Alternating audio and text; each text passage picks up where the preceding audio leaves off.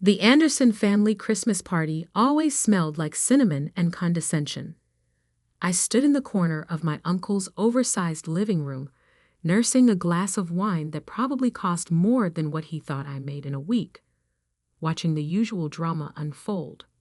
"So, Olivia," Uncle Jack's voice boomed across the room, drawing everyone's attention just the way he liked it. "Still running that little boutique of yours. What do you call it again? The fashion? Something? Impress Collective." I replied calmly, though my grip on the wine glass tightened slightly. "And yes, it's doing quite well, actually. We've expanded to 3 locations this year." He laughed, that particular laugh he reserved for when he wanted to make someone feel small. "That's cute. You know, if you ever want to learn about real business, you should come shadow me at Anderson Technologies for a day. Show you how the big boys play." My cousin Marcus, Jack's son and heir apparent, snickered from his position by the fireplace. He was wearing a suit that probably cost more than my first month's rent, but somehow still managed to look like a boy playing dress-up.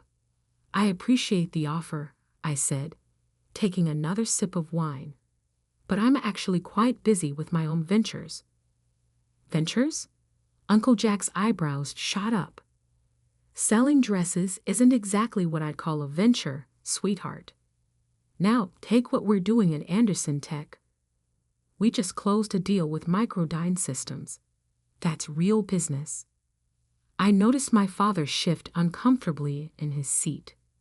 He'd worked under his older brother Jack at Anderson Technologies for 30 years. Always one step below the top. Always almost, but not quite good enough. The company had been started by our grandfather, but somehow Jack had maneuvered his way into controlling everything by the time he was 40. "The Microdyne deal," I said thoughtfully. "That's the one where you're supplying their new manufacturing line with processing chips, right?" Jack's eyes narrowed slightly. "Been reading the business pages, have we?" "Something like that." What he didn't know, what none of them knew, was that I'd been doing a lot more than reading. The little boutique was just the visible tip of a very large, very carefully constructed iceberg. While they were all busy underestimating me, I'd built something they couldn't even imagine. My phone buzzed in my pocket. Another update from my real office. I excused myself and stepped into the hallway, leaving behind the sound of Jack launching into another story about his latest business triumph. The message was from Sarah, my COO. "Sterling acquisition is complete. We're ready to announce whenever you give the word." I smiled, thinking about what was coming. Sterling Industries was Microdyne's primary chip supplier, or at least, they had been until about 20 minutes ago. Now they belonged to Nova Technologies, my company. The company nobody in my family knew existed, because I'd built it under my mother's maiden name, Matthews. I walked back into the living room just in time to hear Uncle Jack holding court about women in business. "Look," he was saying, gesturing with his whiskey glass, "I'm not saying women can't work, but certain industries require a particular kind of thinking, strategy, aggression. It's just biology." "Really?" My cousin Jessica, Jack's daughter, sat silently beside him. She had an MBA from Harvard and had been trying to get a management position at Anderson Technologies for 2 years. Jack kept finding reasons why she wasn't ready. "Speaking of strategy," I said, unable to help myself, "what's your contingency plan if Sterling Industries changes their supply terms?" The room got quiet. Jack stared at me like I'd just spoken in tongues. "Sterling? They're locked into a 10-year contract with Microdyne. Besides, they're family-owned old school. They don't make waves." I checked my watch. Interesting perspective. Just then, Jack's phone rang. Then Marcus's. Then half the phones in the room started buzzing. I watched as Jack's face went from annoyed to confused to something approaching panic as he read whatever was on his screen. This has to be a mistake, he muttered, scrolling frantically. Sterling just announced they're under new ownership. Some company called Nova. But that's impossible. I was just golfing with their CEO last week. Nova Technologies, I said clearly, causing every head in the room to turn toward me. Founded 5 years ago, specializing in next-generation processing solutions and strategic acquisitions. Jack's face started to redden. How do you? I pulled up the Wall Street Journal app on my phone and held it out to him. There it was, in bold headlines. Nova Technologies acquires Sterling Industries in surprise move.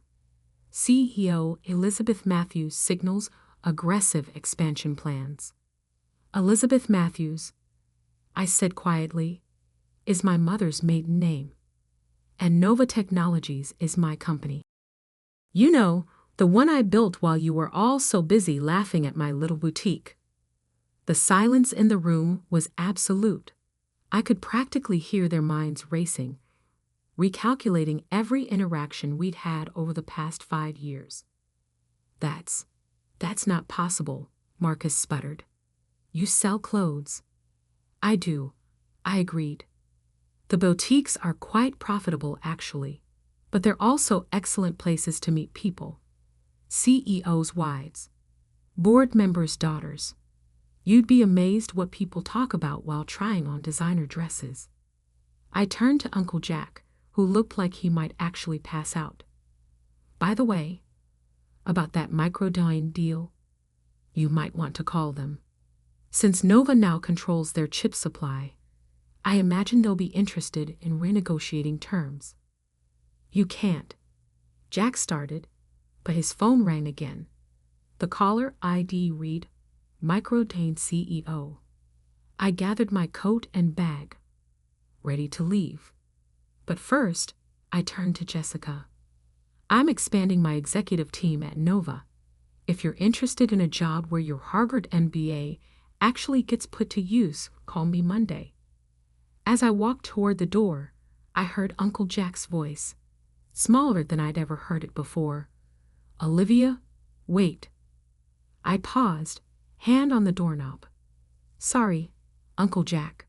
I'd love to stay and chat, but I have a merger to manage. You know how it is, real business for real players.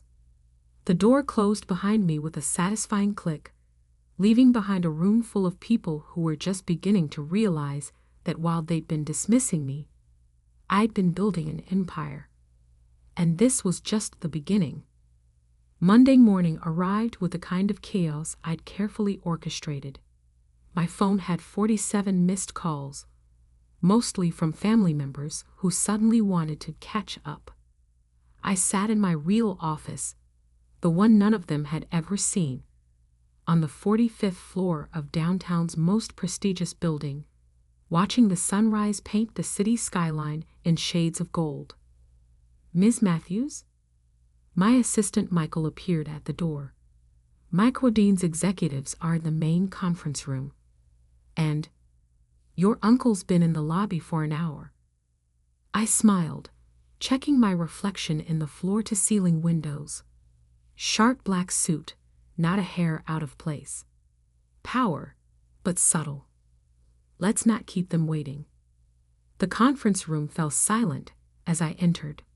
5 men in expensive suits sat around the mahogany table, including Thomas Chen, Microdyne CEO. Uncle Jack wasn't among them. He was still downstairs, probably fuming that his name couldn't get him past security.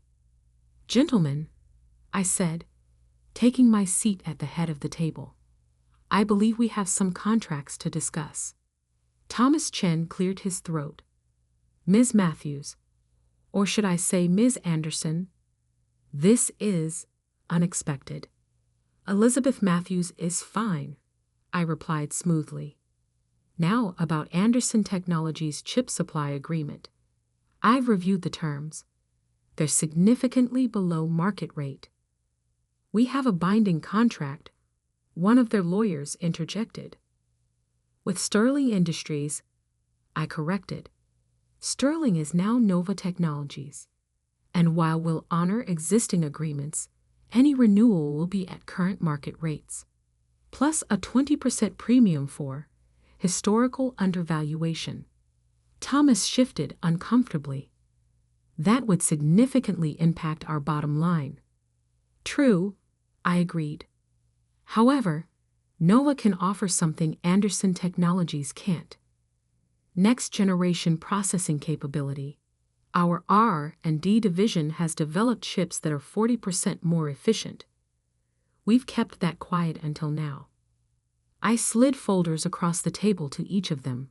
Inside were the specs that made their eyes widen. 5 years of secret development, funded by the profits from my little boutiques, and some very strategic early investments. This is, Thomas started. Revolutionary, I finished, and exclusive to Nova's direct partners. So, gentlemen, shall we discuss new terms? 2 hours later, I had signed a deal that would effectively end Anderson Technologies' main revenue stream within 6 months. As the executives filed out, Thomas lingered. You know, he said quietly, your uncle tried to convince me you were some sort of corporate raider. Said you had no real business experience. I raised an eyebrow. And I just watched you command a room of seasoned executives like you've been doing it for decades. Whatever else you are, Ms. Matthews, you're clearly your grandfather's heir in ways that have nothing to do with the family name. After they left, I finally called security to send Uncle Jack up. He burst into my office like a storm cloud in an Italian suit. How dare you, he started. You manipulative little. Careful, Uncle Jack, I cut him off. You're in my building now, and I don't tolerate that kind of language in my workplace. He deflated slightly, looking around my office, twice the size of his, with better views and modern art pieces worth more than his car. How? He asked finally. How did you do this without any of us knowing? I learned from you, actually, I replied, gesturing for him to sit. All those years watching you manipulate and maneuver, thinking no one noticed. I noticed everything. I just had a different plan. The boutiques were perfect cover and surprisingly profitable. It turns out when you treat people with respect and actually listen to them, they become incredibly loyal customers and investors. His face darkened. You're trying to destroy me. No, Uncle Jack, I'm trying to build something better. You spent years telling me and Jessica and every other woman in the family that we weren't cut out for real business. I spent those same years proving you wrong. The Microdine contract is being renegotiated as we speak. They're moving all their chip supply to Nova. You might want to warn your shareholders. He slumped in his chair, suddenly looking older. What do you want? Want? I smiled. I want you to go back to the office and explain to your board why you never saw this coming. I want you to tell Jessica why you really kept her out of management. I want you to experience what it feels like to be underestimated and dismissed. I'll fight this, he threatened weakly. You can try. But first, you might want to look into who's been quietly buying Anderson Technologies stock over the past 3 years. Here's a hint. Check under the name Matthews Investment Group. His face went pale. How much? 28%. Not enough for control, but enough to make the next shareholders' meeting very interesting. A knock at my door interrupted us. Jessica walked in, looking professional and determined in a suit that actually fit her role. Sorry I'm late, she said, not sounding sorry at all. Traffic was terrible. Late? Jack looked between us, realization dawning. Yes, I said. Jessica starts today as Nova's new Chief Strategy Officer. Her Harvard MBA will be put to good use here. You can't just take my daughter. She's not yours to keep or take. I cut him off. She's a brilliant executive who deserves a chance to prove it. Unlike you, I believe in promoting people based on talent, not gender. Jessica placed a folder on my desk. The preliminary audit of Anderson Technologies' project management systems as requested. There are significant irregularities. Jack stood up so fast his chair nearly tipped over.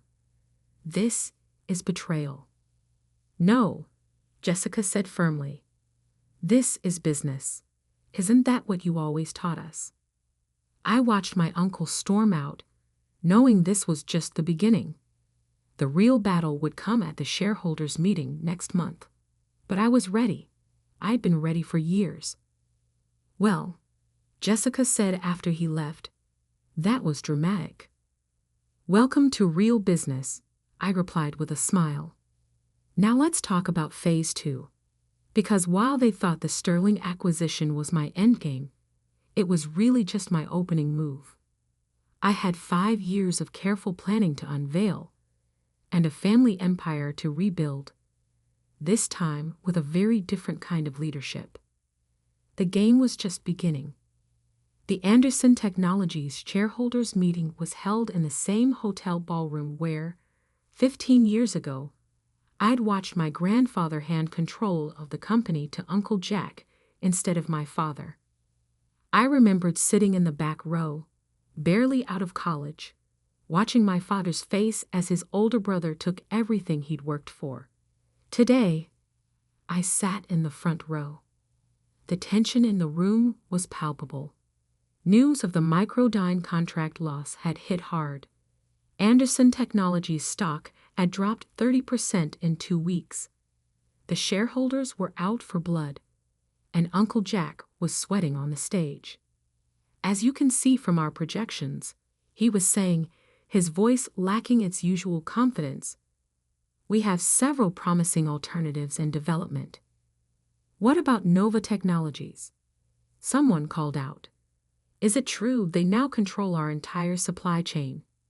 Jack's eyes found mine in the crowd. I smiled pleasantly. We are in negotiations with Nova, he managed. Is it also true that Nova's CEO is your niece? Another shareholder demanded. The same niece you repeatedly denied a position on the board? Before he could answer, the doors at the back of the ballroom opened. My father walked in, followed by a team of lawyers. Right on schedule. Ladies and gentlemen, my father announced, his voice carrying across the suddenly silent room. I have here documents that should interest all of you. He began distributing folders to the board members. I watched Jack's face as he opened his copy, saw the moment he realized what he was reading. These records show systematic discrimination in hiring and promotion practices, my father continued. They also show irregular accounting of project funds over the past decade, all approved by our current CEO. The room erupted in chaos. Board members were flipping through pages. Shareholders were shouting questions. Through it all, I remained seated, calm and composed. This is a trick, Jack shouted over the noise. A conspiracy between my brother and my niece too. To what, Uncle Jack? I stood finally, walking toward the stage. To expose the truth. To show how you've been running this company like your personal kingdom. I took the microphone from him. The room quieted. My name is Olivia Anderson. Though some of you may know me as Elizabeth Matthews, CEO of Nova Technologies. 15 years ago, I sat in this room and watched my grandfather's legacy being twisted into something he never intended. Today, I'm here to restore it. I nodded to my lawyers, who began distributing another set of documents. What you're receiving now is a proposal. Nova Technologies is offering to merge with Anderson Technologies. A full restructuring, new management, and immediate implementation of the next-generation processing technology that Microdyne has already signed on for. The room buzzed with excitement. These were business people, after all. They could see the potential. This merger would not only save the company but position it as a market leader in tech innovation. The Anderson name would remain, but the company culture would change. No more discrimination. No more nepotism. No more old boys club. "You can't do this," Jack sputtered. "The board would never." Actually, one of the board members stood up. "Given these revelations and the company's current position, we're obligated to consider any offer that could protect shareholder value." And with Matthews Investment Group's 28% stake, another added, "combined with the proxy votes Ms. Anderson has already secured, I believe she has the numbers." I turned to face my uncle directly. "You told me to stick to my little shop. That real business was for men." "Well, Uncle Jack, this is real business, and you've just been outmaneuvered by a girl who sells dresses." The vote was almost unanimous. By the end of the day, I was standing in my grandfather's old office, now my office, looking out over the city. The portrait of him still hung on the wall, his kind eyes seeming to twinkle with approval. A knock at the door interrupted my thoughts. It was Jessica, carrying a bottle of champagne and 2 glasses. "So," she said, pouring the drinks, "CEO of both Nova and Anderson Technologies. Not bad for someone who was supposed to stick to retail." I laughed, taking a glass. "How's your father taking it?" "He's adjusting. The board's severance package helped soften the blow. Though I think his ego took a hit when they named me Chief Operating Officer." "You earned it," I said firmly. "And not because you're his daughter or my cousin, because you're brilliant at what you do." We clinked glasses and looked out at the sunset painting the sky in shades of victory. "You know," Jessica said thoughtfully, "I kept wondering all these years why you never fought back when they dismissed you. Now I understand. You were playing the long game." "I learned something important running those boutiques," I replied. "Success isn't always about being the loudest or most aggressive. Sometimes it's about being patient, observant, and building something so solid they can't ignore it when you finally reveal it." My phone buzzed. Another message from Thomas at Microdyne, confirming our expanded partnership. On my desk, the Wall Street Journal's headline read, "Nova Anderson merger reshapes tech landscape. Elizabeth Matthews makes history." To the future of Anderson Technologies, Jessica raised her glass. "To doing business our way," I corrected. Later that night, I visited my grandfather's grave. I placed a copy of the merger announcement against his headstone. "You always said the company needed new blood," I whispered. "I hope this is what you meant." As I drove home, I thought about the little girl who used to sit in board meetings, taking notes while everyone ignored her. The young woman who opened a little boutique while secretly building an empire. The CEO who finally showed them all what real business looks like. Uncle Jack had been right about one thing. Business was about strategy and aggression. He just never realized that sometimes the most aggressive move is the one your opponent never sees coming.